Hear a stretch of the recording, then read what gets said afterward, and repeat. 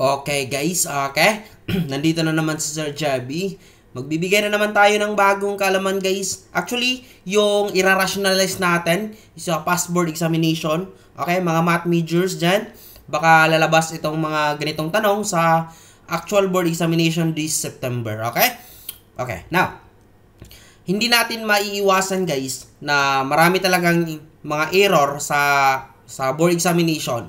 Dapat alam natin kung ano yung mga meaning sa mga symbols, okay, and how to decode such errors na ating ma-encounter sa actual board examination. Okay? Now, dito guys, napakadali lang nito.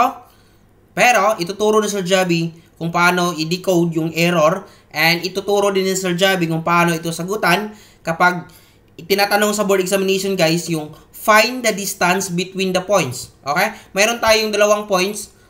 Okay, we will find the distance.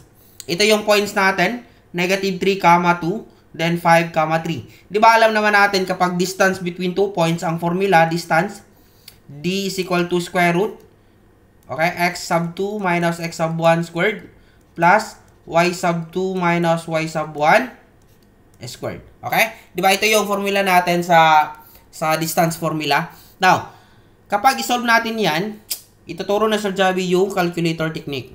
Okay?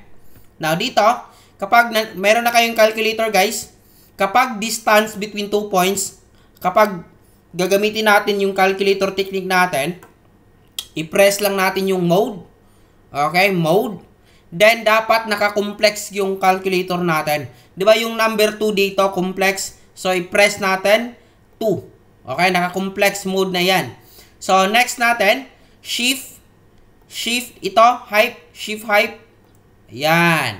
Then, open parenthesis. I-input lang natin yung ating first point. Negative 3. Then, subtract natin minus 2. Then, dito, huwag kakalimutan lagyan ng I. Press lang yung eng. Okay, I. Then, close. Then, subtract again.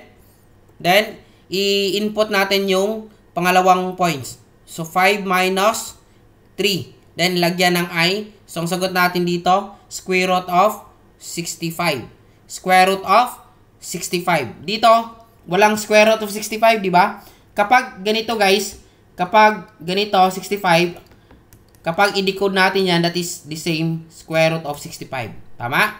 Kapag mayroong dalawang less than before the number, that means square root. Okay? For example, less than 2, that is square root of 2. Okay? I hope mayroon tayong nadagdag na kalaman, especially sa mga math majors na magti-take ng board examination. Shake lang tayo dito.